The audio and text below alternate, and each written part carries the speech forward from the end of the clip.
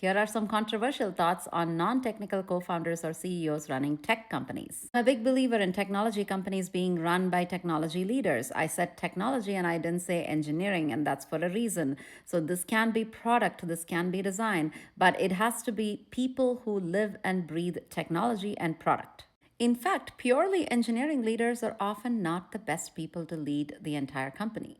I could say more, but I'm going to let Steve Jobs do the talking for a little while. Well, what happens is, like with John Scully, John came from PepsiCo, and they at most would change their product, once every 10 years. I mean, to them, a new product was like a new size bottle, right?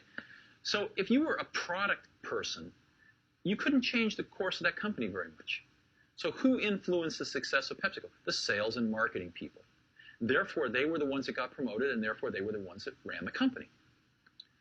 Well, for PepsiCo, that might have been okay, but it turns out the same thing can happen in technology companies that get monopolies, like, IBM and Xerox. If you were a product person at IBM or Xerox, so you make a better copy or a better computer. So what? When you have a monopoly market share, the company's not any more successful. So the people that can make the company more successful are sales and marketing people.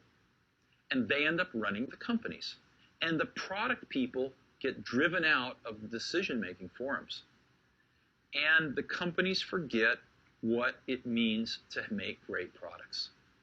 Sort of the product sensibility and the product genius that brought them to that monopolistic position gets rotted out by people running these companies who have no conception of a good product versus a bad product.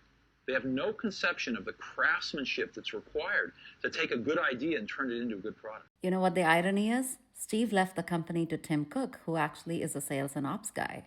But his wisdom from that clip you just watched still holds, and if you're wondering why Apple hasn't innovated very well in a while,